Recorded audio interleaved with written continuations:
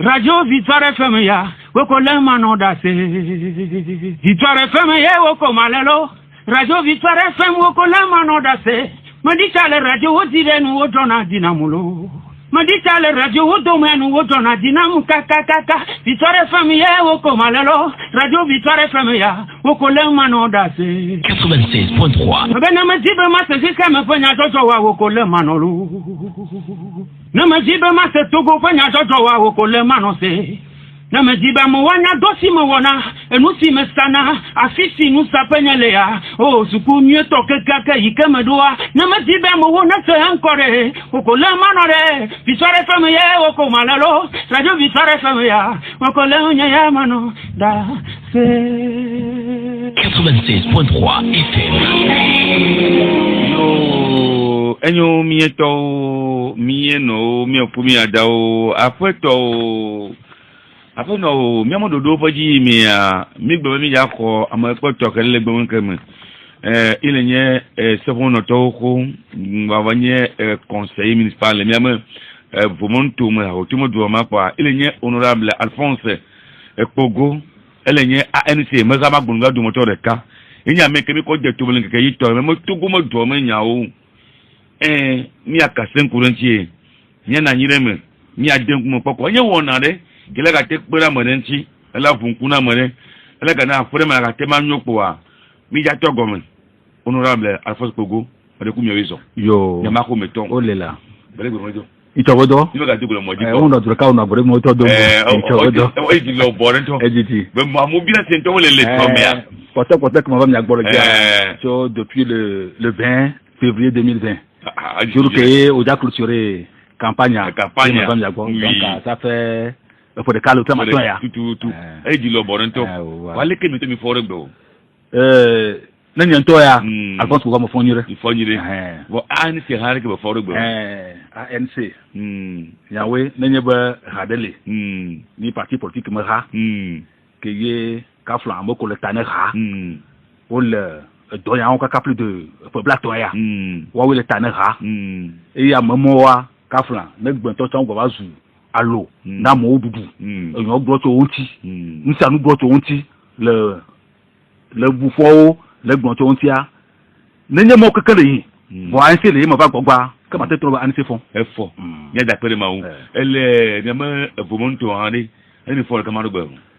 ya chami fon manya décentralisation mi awo mi we mi le do chawo wala mara do ma mi wa ni le wa leke mi concebe kaflan mi amodo ko no assemblée nationale ba ya leke mi ato mi ba expérience akpere amonti duanti eye dollar zwan mi do ba pone ko bo no ke amoko e ho meroa o ma sogba wa pere yo nti o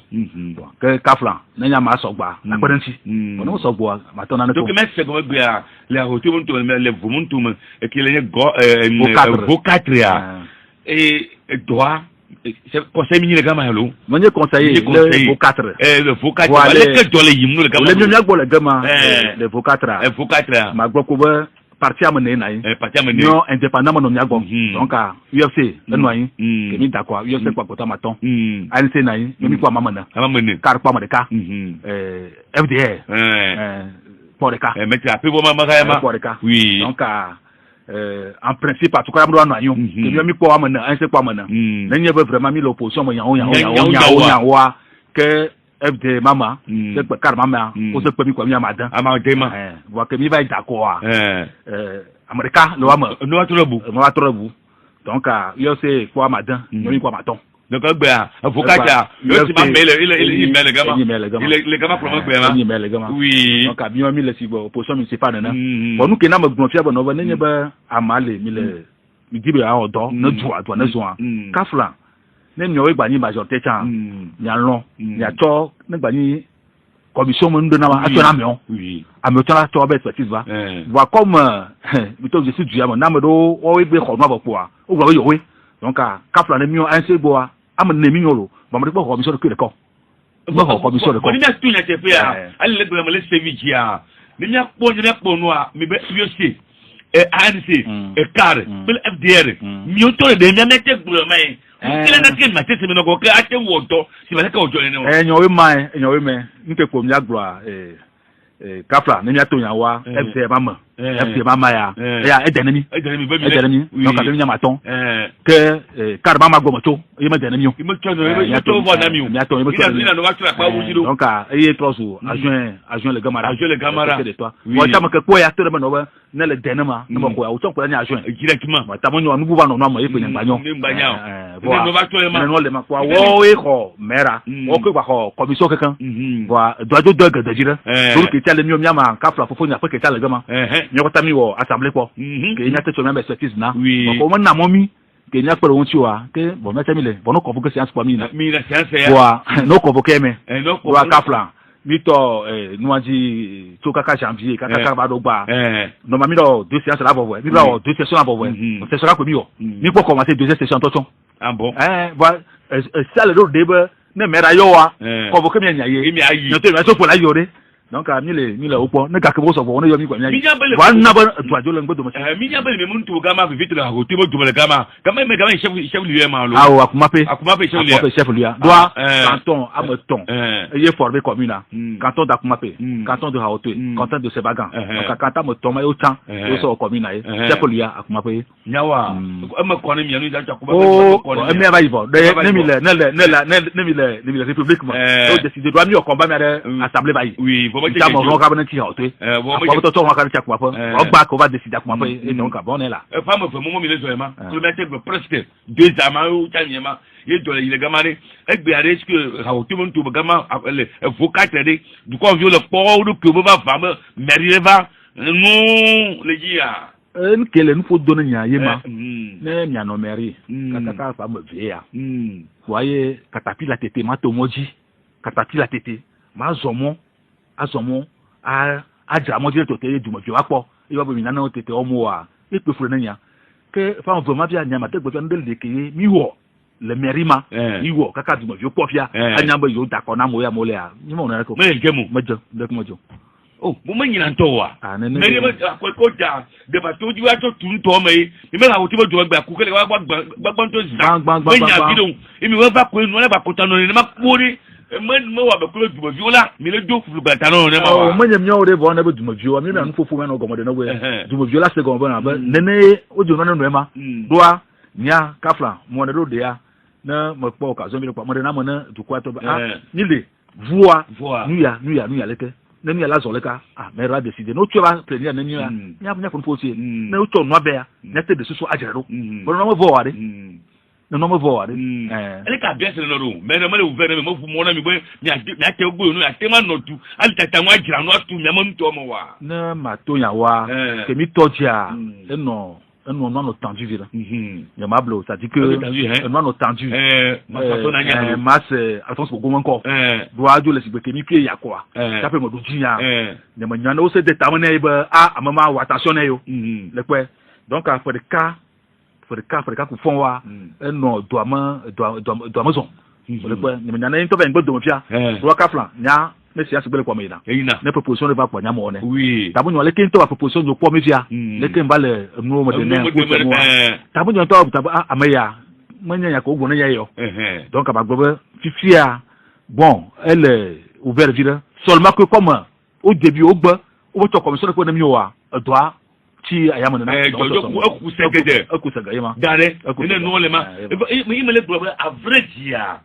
ni me po me parti ko ye le so gama ni mo no me do mo wa ni mo le do ni mo di sa no invalidé e ko no invalidé fifia yo segbe il opposition même mi o anti mi le magli no bo to gbe no po uni la mi o la po jire man zere ka no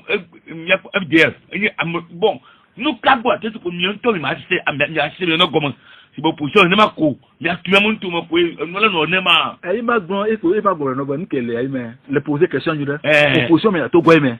kaflan na mi be yo ni opposition de mi ma pata ke me yo susu ka le nyanti mi didi bo na le yo no ne yo atro no ndulia o mo na kunu amono vio acho afogbo amono bisi acho enyake me lemwa la gbo to no vio nti pour moi le ke mi ministre no duro kaflan Jacob ne ma ja fion ya de pore nko jo le du ya to ka ke mi d'accord akoma ke gbon le ke me ya gbon le ke ni local mi po nko joe nko bo so mi anti ansesi nko bo so président Jean-Pierre Fabrintier le ke mo ni judaro le ke mo ni corrompiro le ke mo ni no bo so mi anti kafla nenyi be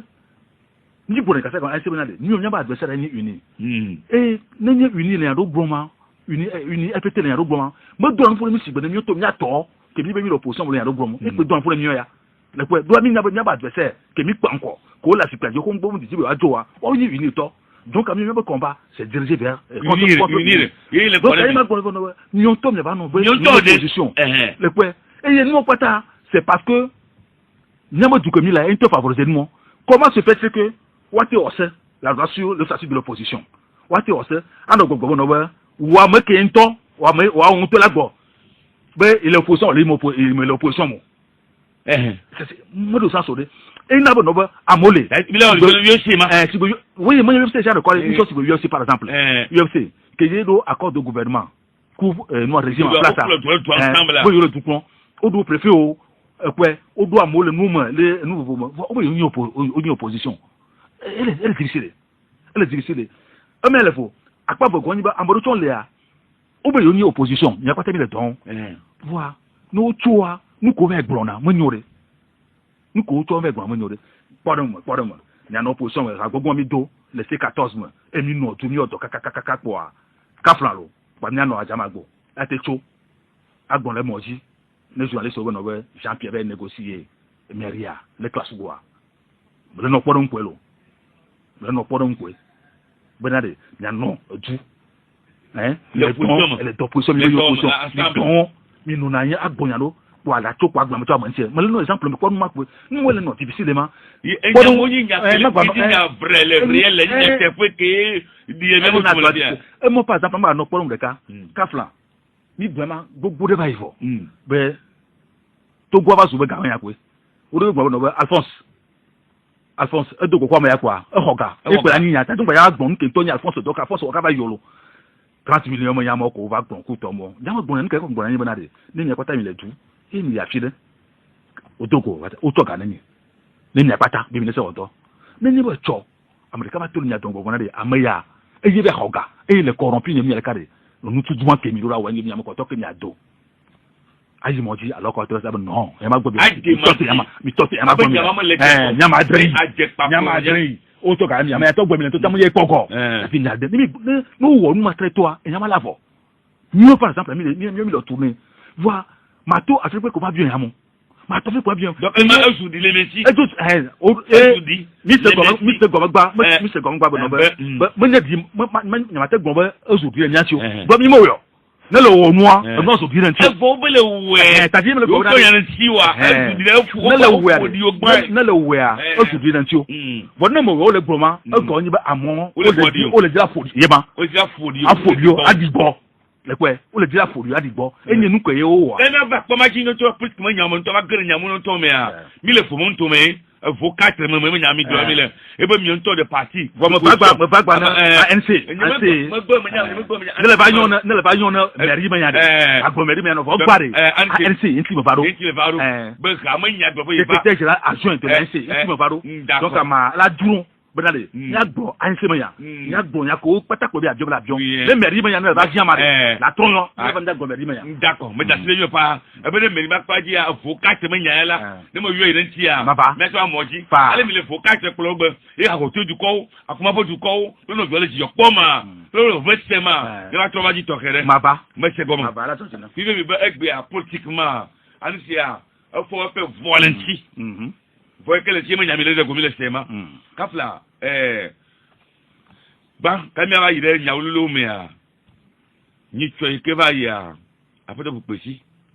o yomi ile go duro won ko da ko sinap amoyo ba amoyo ba kinap no won ko bu le siko to ba sinap ya yuna no mo yona ko to mu mi somo ke a bebo tutu yutu yeng lakke ya afata bu pesi plan no bi ko parti o la clôture wa bo kwa o ba nse be bo la iko kwati alonga inetemo do na hu kengbo no katabla no ne maro bota mi le no yime ke gbe mi ya wu no no apetu no ko mi jo be yo de talemere ale to gbe tese mo ko ro ko mi ba mo ji le fi ya me ka ya be mi be a anise mo nu ngo to gramme perento a e be nyon e mi yin ya ya ti na ke ko ma to ko du ko atema se akpa popo nya Jacob ama mo de ku kwa de le bion piade on to le bion do le lo le gbogbo na ba me le bio ya keye ni saglema me le bio du konu ba le e ye mi ni saglo ba mi nya ba nya e nya ke do to me bo ma nya gba le ke mi no ba yo kan bo a la ni se ma pa ya yo si pa jo me participation kan bo e la ba yo me do lia so me ya nko yo me ka de charge a o me prendre no a compte na le ni ka flalo ni o vo mi nyo na ni e vi boama de na fune mi vide ba la tone to a tone fo a tone tu pour là haut que ni ministre ba fo ba de na fo vide na gbon ba fo ba mo gba mo ti gba no ba ke ta mo nwa e so tromper e so en jo le no pa do ke sia nke ti mo gbon na do de na ministre agbo ba anse le ba bobo kaka to la wu nwanu e anse joa ne ba gbo fo gbo wa ka ba so gbo ko am bu to ba malamo inu ka do ke si malamo wa de do ke si malamo wa de ke mi da to bobo magia ka flan nya pata mi le jambia didivi mi le mi ambia didivi de mo nya ba mi le te to po nu ganre yo de mi nya mo ko mi panko e bua mi nya ba mo ya o so si me mi me da jo ati gajo mi o le carré de maji mi nya na o de na o bi didivi wa jo e me gbon souvent na mo ba ko nke pouvoir bo le la jo ni mi da ko ti ko mi du la ko jiro mi ne akwati ko a wa to jiro na mi alo mu ma se mi yiro e na mi di mi agbo na de nya wo na ko ti akoko la bala ko e ti mi yiro ni agbo ro na de ne mi le ji kokokokoko be na de nya pata mi na ko yi ma de ka akon ti ne ko mi nya ba no be mi ko mi agbo no wa o mo so gbe la lon voa wa se le to mi agbo no Moi, si que mi to. Moi, si que mi to, moi dit le 19 janvier, c'est vrai que mon bonheur. 19 janvier, to moi dit que un mois l'engagaka de cette année. De cette année 2021. Mais bon, c'est bon, les ministres bon, bon, bon, neneye mi jo à la beya. Un moment le tepo. Donc kensia. Que mi to bobadia. Nyo ya me que mi to rura le ensemia. Et ni parti que l'son. Oui. Et y kaflan. Na me nyama que ni parti que l'son ha gono. No ba ama. Ayi bobo dem. Alors yi réunion me ko. Apprendre des notes, nous comprenons pas Kaflan. C'est-à-dire que, en Amérique, point par point. Amérique, et Togoa, ou la Jamoué, Aïe Bobo, Toma, nous connaissons pas. Et c'est le montant. Ça fait que, à chaque fois que quelqu'un est, monsieur Patrick Lawson, là, tout le bobois. Où on a un rapport de mi, c'est bien pas toi, dit, il va réunir au comité politique, et tout le monde, quelqu'un me pose la question. Patrick Lawson me dit, le bobo, et me doit l'oncle. Ça peut pas, le rapport. Mi le suivre de près. Deuxième chose, que mi to rato parti de son sedoda, auto formé commission de, mi le commission ad hoc. Que y elle nous comme, que l'autre coup parti de Lawson, qu'a fait la commission en matière de c'est-à-dire que les ramak pas dit toi. Ramak pas dit. Commission ad hoc de. Moi j'avais monsieur parti de Lawson qu'a fait tourner toi. Ah il y avait bon que jour. Donc la commission na ton. Yo on a toi. Il y a toi kaka. À toi c'est un circuit. Le quoi elle a romo. À quoi il boboa. Ah c'est boboa. Le quoi que me le boboa kaka e ba go no ah. Nyoto mi sebe no le boboa akpa benayi. O le nyo be knap. E ke ni plenier ne ya toi.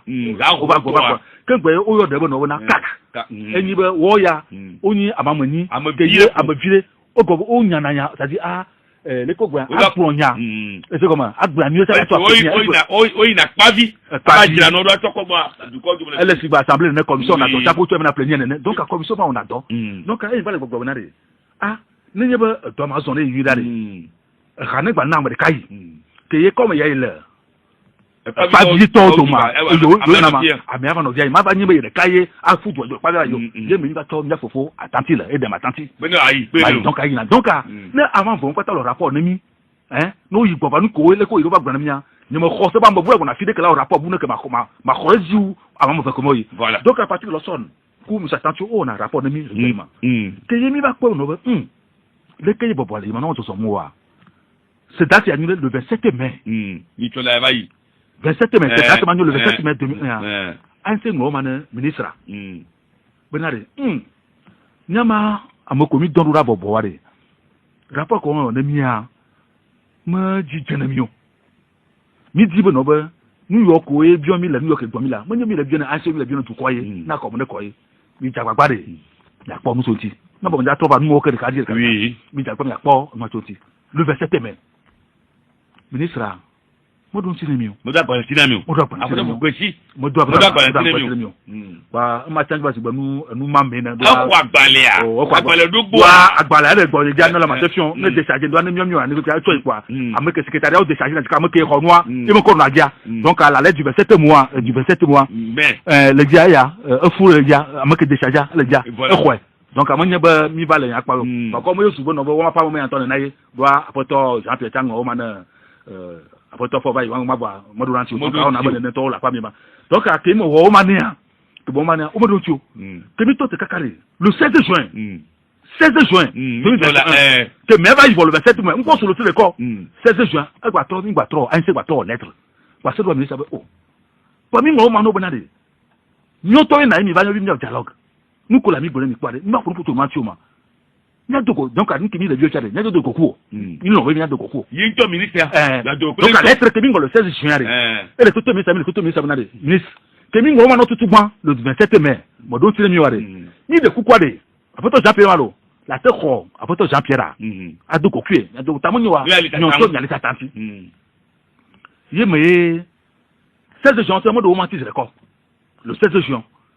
benale ya khomyo yo quand même mi ma to no tu ko no de mi do nde kay ale anyi beno wa ni o conférence de presse mi aju gba na mo le 16 juin mi to madura be mi di benale nya do kokwo Temingba antiro mingba comment temingba kontiro do ware et le 30 juin c'est date à tomande le 30 juin de conférence de presse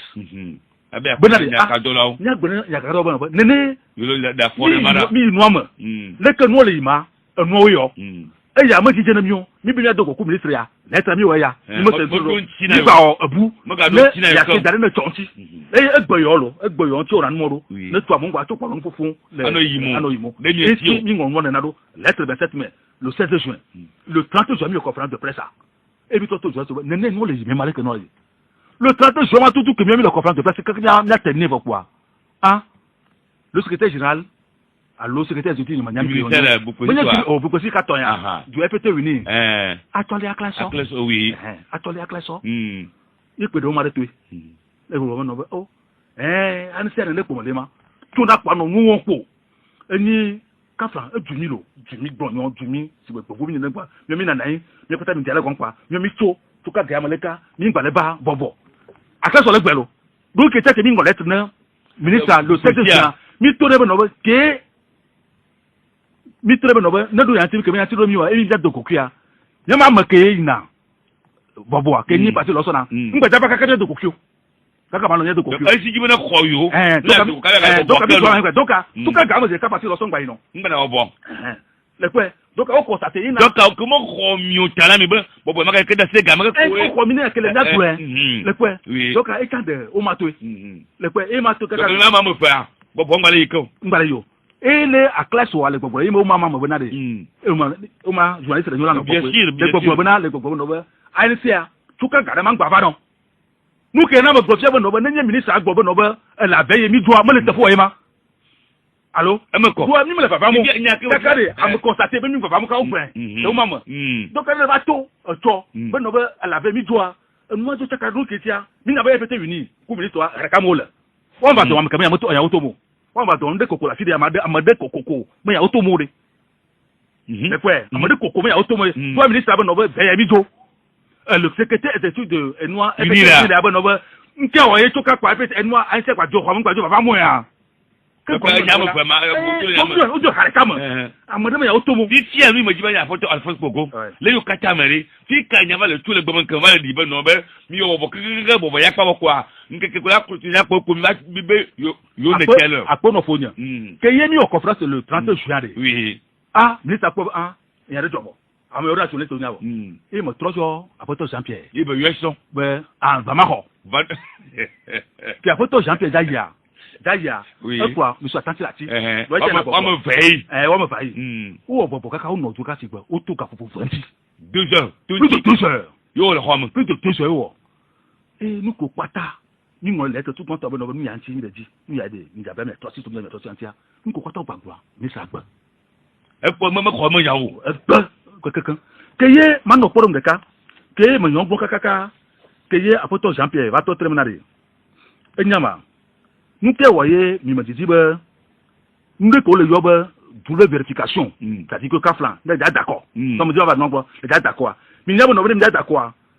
carrément kaka beya kwa la kwa no ba violateur de sécurité toi no cas d'identité no cas de lecteur no wali no cas de lecteur no lo no wali no su que ya d'accord ne le do khoma de mi ne ba vérifier que no ba vérifier be carte oyema doit une Alphonse Pogo maté to Jacob carte be fait elle est possible bien constamment donc carré machine ndanayi que la to kwa de attends de quoi il veut double vérification ya kwa no owema wa ko carte na o carte na ko za kwa ma ta bunyo za kwa ka ba ya lo le ka ba de ba ya le owema allô que ye Jean-Pierre m'a dit kaka mais ça va où mais ça va tout le monde après Jean-Pierre nous que toi tu m'as mal long ni bon nous la rochi et après Jean-Pierre tout le monde Kafla Niger da pe o lewon Benin o lewon Ghana o lewon o la to gamale to ko la Côte d'Ivoire o lewon nko me se mi ma yo le kwe donc a egbo enyamo kekere egba le bi o ne tam no na voter spéciaux que yemi gbo na gbo ja no Kaflan so do wa d'accord genko gba genko e me gba se ku d'accord ni mi d'accord mundu kwa so datare tu me fie e mi le gbo na re mi le dati voter spéciaux mo na ko se ma jou que ni jour apare le du kan ko ma so do ko be d'accord goro ketia do ko mi kwe so do d'accord so do d'accord de on va kwe ko d'accord va yi ke o nyamo do yojo wa na le yi noa golf pratique du golf o brûler o to do no de donc e mi gbo na re ne joue ko d'accord kware le ni sojo le ni simati le ni ko tenya d'accord ma gba kware wa to no ko wa kan ni zeka mo nya ma do wa d'accord ko ti ba pa yele kini awo do so ta ko ya make sécurité la kwale ke so ta gogo que ne la sécurité Kaflan no ko da bureau de vote ma no ko don o ko da bureau de o bele pas dans l'école primaire public de puis avec nous avec o ni sécurité dans lo no la kwata kakare ne gaba su kwa da no tale ba ko tambire kware va va dire quoi moi américain no gamore o tela futa ta to kwa to vo exemple la d'accord que veut dare est-ce que vous me l'aimez toi toi non na ko ba ni lero awo o gbe chan il y a le découpage électoral egbe chan le gbe composition de la CENI amedo va de yado to be yado bon yado mo bon ma ba ya ma toju va ne ba bi ma ba ya ji CENI me ya bi ko me to mo na le dialogue na de que ye ajenomia de mocha se dia auto vare que o gbon kaka be carry alia se dia over da strategy bade opposition aso amani va même ce parce que va to amani ti a wa to amade étranger en 17 ya me neutre bon c'est vrai donc que mi va dialogue ya mi va to même proposition demo laissez comment o gbejan o gbejan donc ananye ba Kaflan le yan que bien sûr yado malo be nous te on ba to kaka ba na dernier moment go no be mi do ho do nanye ba mi bio double vérification o gbo o be ko ti apa mi bio identification du bulletin Ogbejan voter spéciaux Ogbejan découpage électoral composition de la CENI et que ta on ogbe wa Kaflan nous ka bo mi gato yeme ye le 12 juillet mi on lettre ni bena tebi o to kumi sa bolo le 12 juillet e yemi o manowe to ba be no ke mo suba mo lettre ta no mo yimo le gbon do tire o ba mo lettre ma do koko kaka la ba kon ni ko mi togo ga fo fo nko la magbono nko kwata mo to be le gba camion ya en attendant kengbo voilà ba le nyagwa tapé ne ba atro ya ne ba gloire camion nya to kembo yo ke ko do kembo lo nyama lettre que mi le 16 juillet le 12 juillet ni démonu à la fin benade on reste ouvert mo nyaba mi ka ke porte dos we ko bono eyan robi tove ne bi bunti bi point mi kwa mi ba toyo mi ni ko no ba ya ke gbo mi le mi toyo mi ni trova te bi so de même noyer ni me ka ke porte sécurité à non donc le gouvernement ne c'est comment clair mais il va pas aller que là il veut que la que bon veut ne so ma to chade dike Kaflan la no le moi o kwa mode itabana je me dis ma yon ko to itabana na knapa na contestation o kwa de télévision de Nouveau TV o kwa le 15 juillet le 15 lo et me le gbon ba dans 3 jours on la vo encore on no ça veut dire quoi me constatons les bas boboa on me kaka me e no avo donc quand mi ça le bon le 13 juillet no avo mo do censurer bobi do la faire no mo do censurer do même amol xoma que ya o xoya le tv no ni wo TV ya ale gbogbo no ba Quand c'est ça dans 3 jours. Oui. Quand famille magicien mi nyanga na ba jara botol. Nyo ya mi le démarche de me. Ni on laisse au quoi. Ben no ah, na ni ben no le na. Ni mettre comme honorable Alphonse Pogo, le yo kacha makele ya bo nya sikala yima. Mi nya ba anti ba da ba to ga ba ibe. To gojia yima gba politique chef vidéo. Aya ko mo mo ko aba ko nya ve ko agba anna tela ko mo bo ma ya ko mo wa. Yima gba ni ma ko. Na ko mo nya ba jete kwa. Yo ya le kema kwa. Ibi bobo eke mi awa ko jano do ncho a mi ba pobo mi mo dole so ni yo wa te wo ya te na ba ko ti ate ko a mi to na ovo ogbe mo kwa le ke mo nya na nyu ale to ya no ro fofo ni Jacob Hama nde de na fude ma de na nya ba mo gbangba bi jolo no pas du tout mi le mo ji amobu buaro na ma mo do anfo so bo bona ma ni journaliste a do anfo na le nka bi ya gbolo le ka o mo na nka bi ya gbolo mu ke yi na nya le circuler o le go ba anti ba ni mangbaja ba côté akodo palo ya ko kankan o won ta ko journaliste ni tim la ngolo lo mo nya ba male kuku de male no lo atako journaliste la veille document ka la po que nous faut faire parler la ba yo ansi ni te mele bula me le précis ni mele bula la me kalji ni mo ni mo mele ube me nya mele bula ba mi bula na a photo du fil kia e bula mo le me to gba bo no ba yo ba élection mo gbegbe ya yo ma ba yi agba ba nu a to mi de nu su bojo bayi Jacob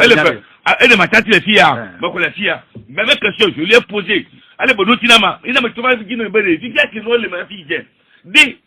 sina pa ma mi tu no tova yi vo o ko plus novo voix on était ko ba que na no ro mais tu vas je ne ko la pa ma ji akpono fofo ya mo ko sabon visual pas du tout pas du tout ni de nous na pas du tout il m'a fait vidéo c'est quoi que mi nous de conseil national là oui Ansia, mi gbo ka saka ni le gbo amo wa so mi le gro ye. Ansia parti gagne. Parti gagne. Ça peut venir au. Ça peut venir au conseil national. Parti ngo madula, na fédération quelqu'un. On a 105 fédérations. Alors pas de cabaton. 105 fédérations. Nous ameton le voter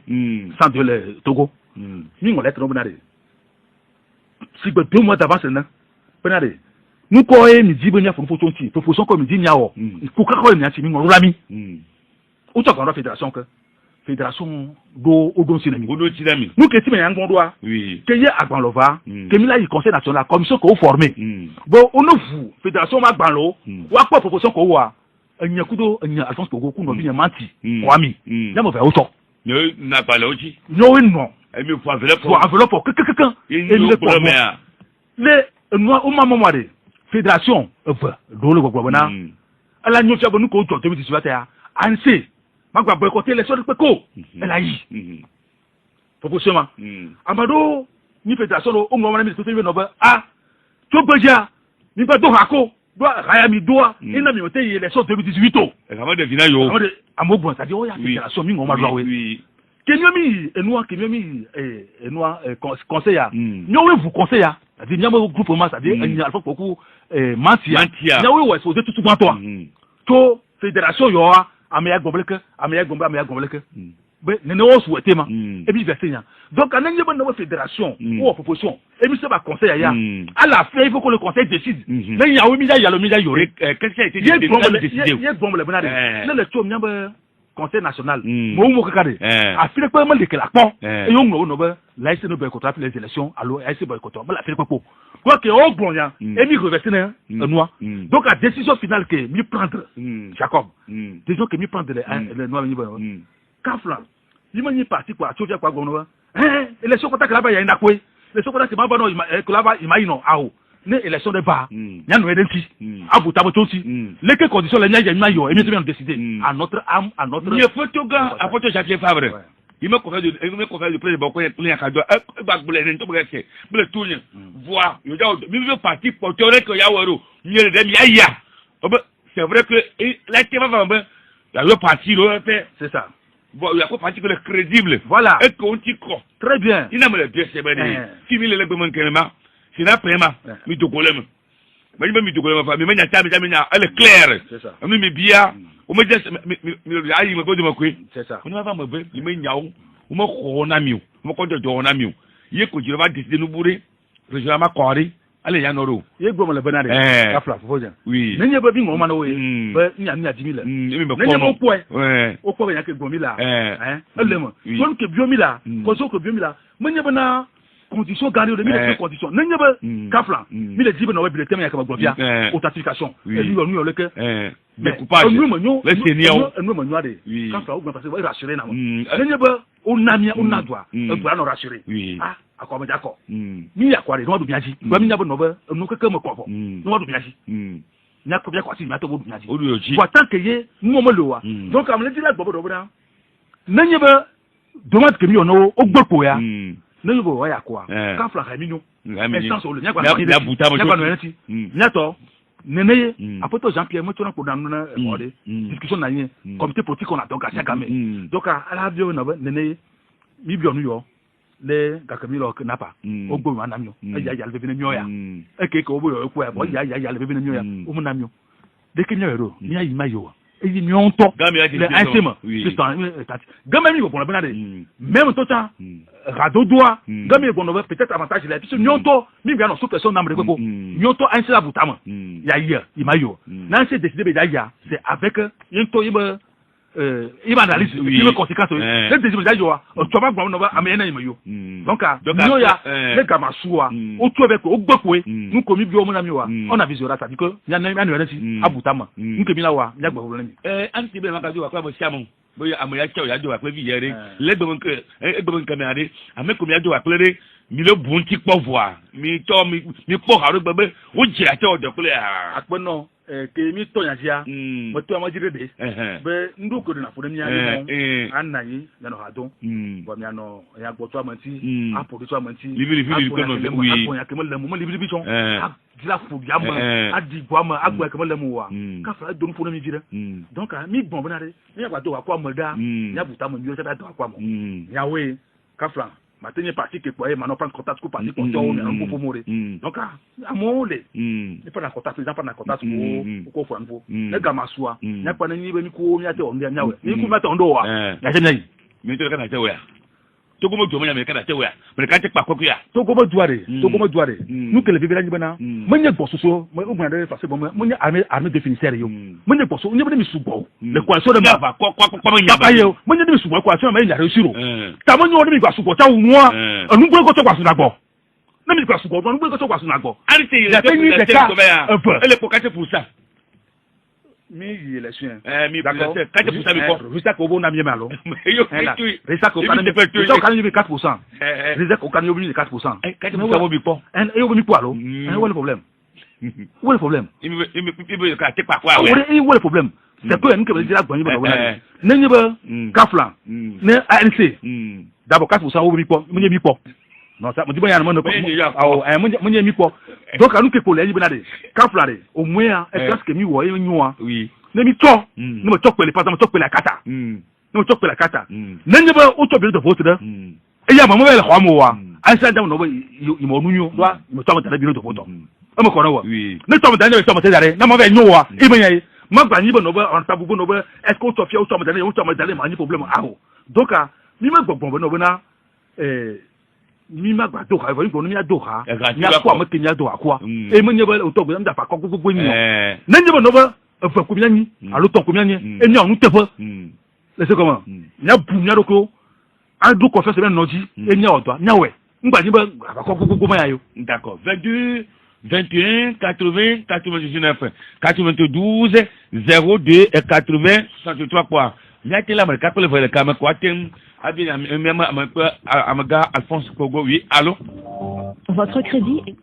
crédit vona mema ne ba fle bunu atwa yo mi le mo ji le ti oui allô oui allô ne ma ko meto au fond mo de ku ni ko wade faut comme là je pas comme Kenya fa faut comme là le mam bien c'est venant ko le gobe yu la do ko da mere amenti la ko alu yura pa mere le ke si want to quoi et puis moi ni me agrewo le que auto côté do ya mi ba bien moi c'est vraiment cool d'accord nous après faut comme là Isare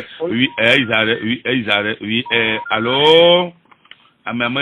crédit mais il y a pour donner gobine jagba premier le 22 21 80 et 99 oui allô oui ne ma ko meto me de kuni ko ade oui télé il est bien fa mais on doit connaître honorable ya ko benami il y a que le seul pouvoir au Jawa, élection, les conseils, les beaux maires, opposition, on de le pouvoir, on peut dire. La première différence de pouvoir. Il faut que les croyants, c'est quoi, c'est Naples, alors que Naples, le Yoa, au Jaïa. Faut se concerter avec au niveau de l'opposition. C'est-à-dire, à 10 boulot et dans le matériel, il faut se concerter. Mais objectif, c'est de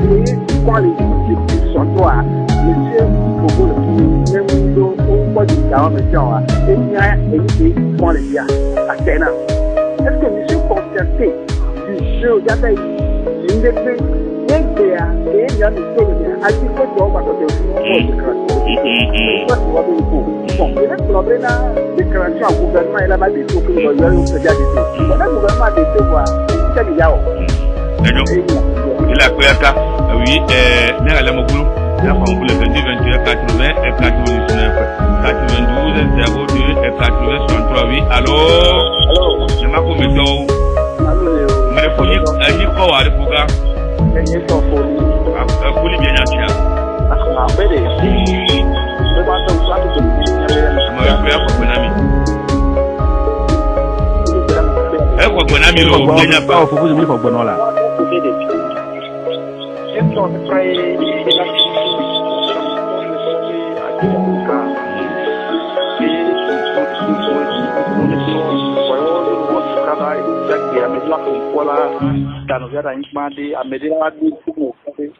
On le peut les regarder, il y a des lichamas.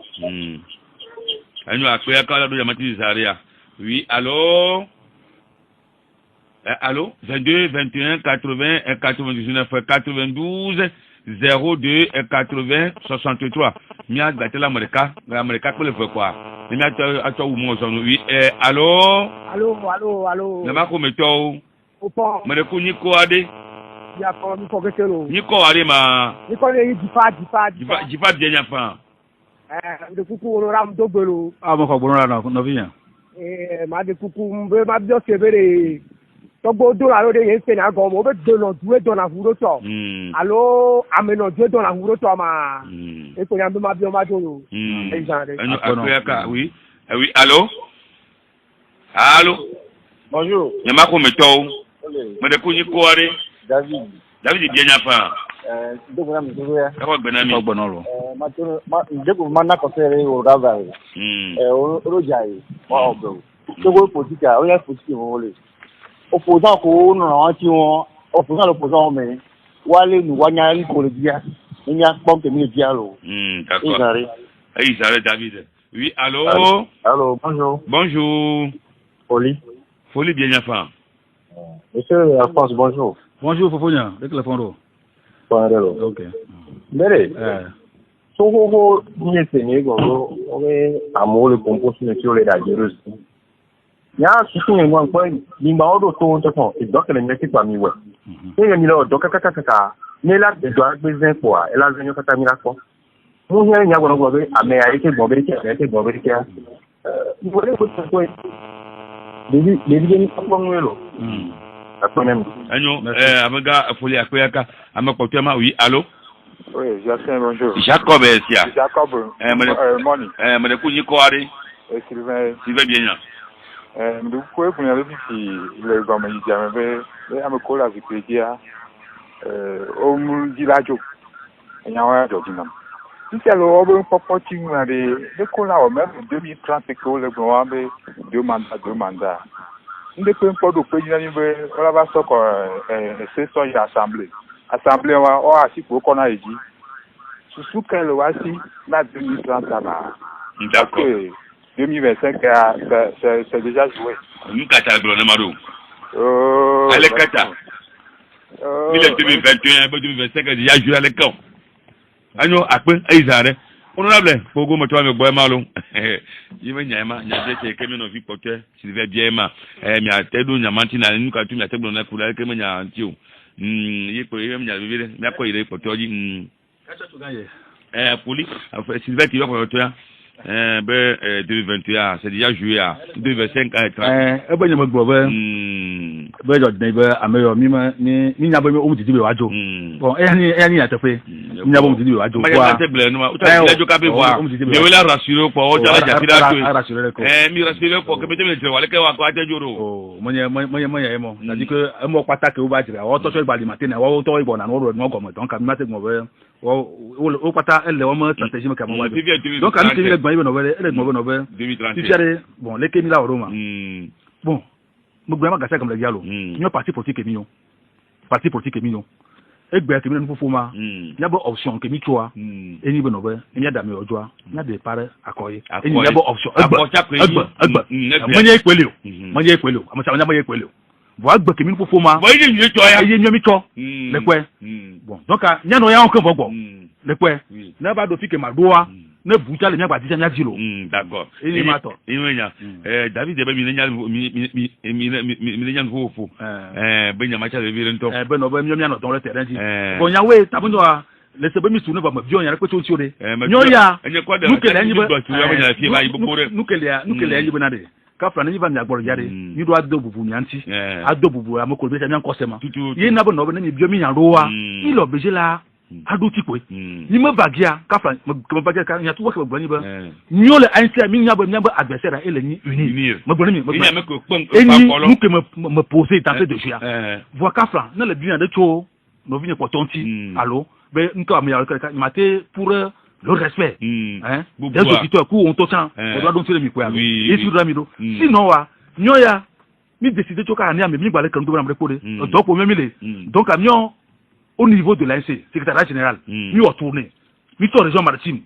les sous-préfectures des régions maritimes mi da ci lo me dare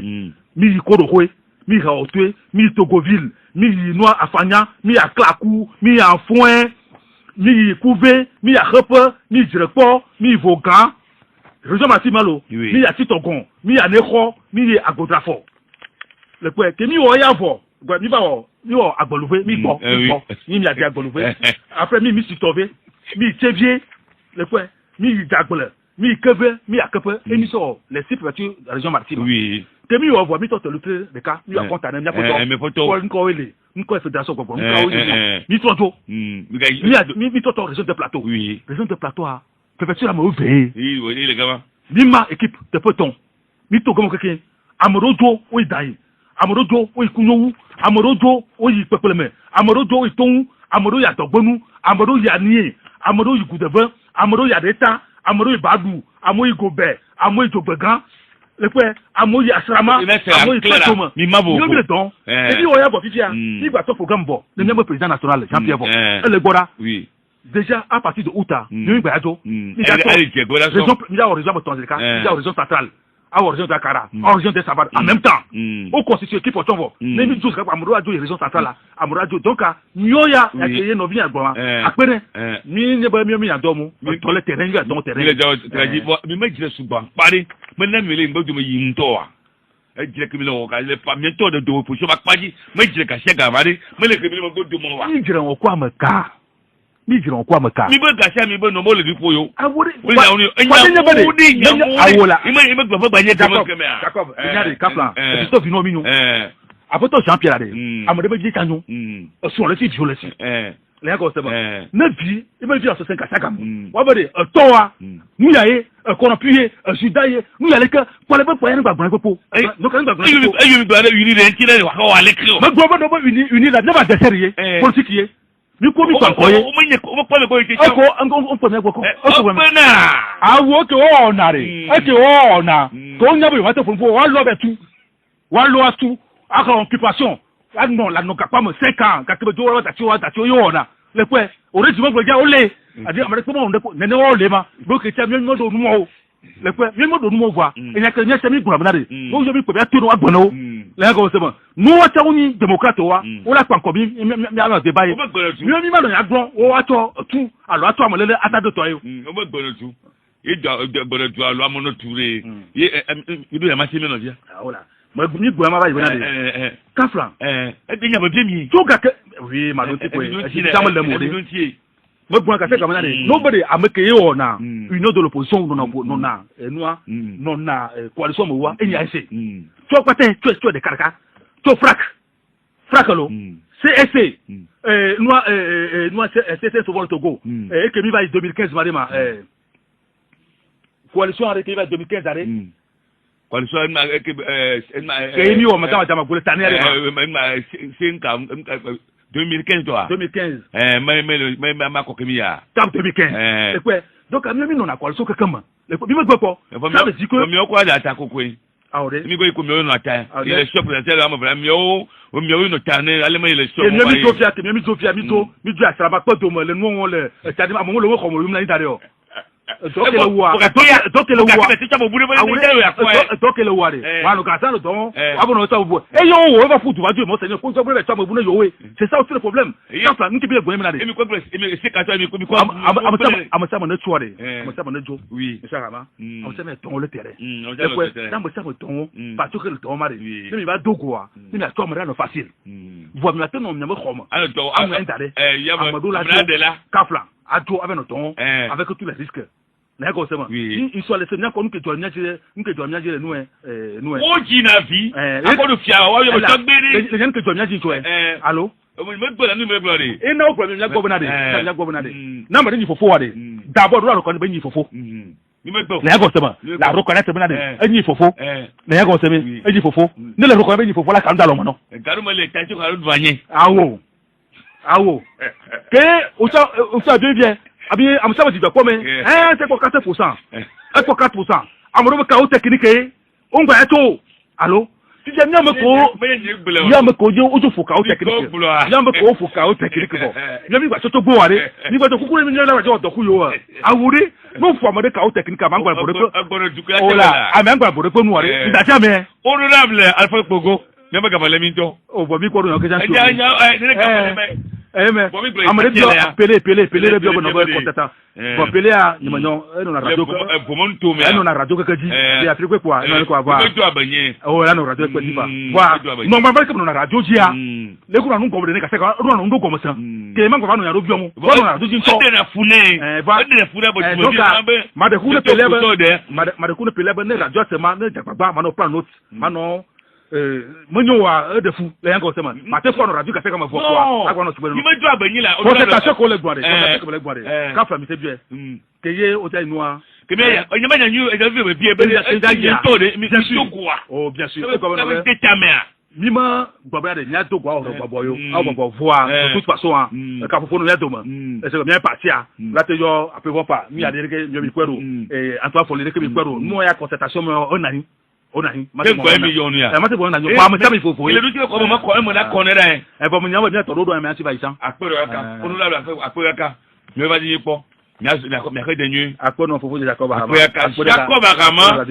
Agama ino honorable Alpha Pogo ti le moji le fi ele to anti ma pa ye nyenu anti mo to mo pere to gba to zireka temi ko jo ple mesa ayite mi da pe mi o nya me ko no mo rando fe alu bye bye.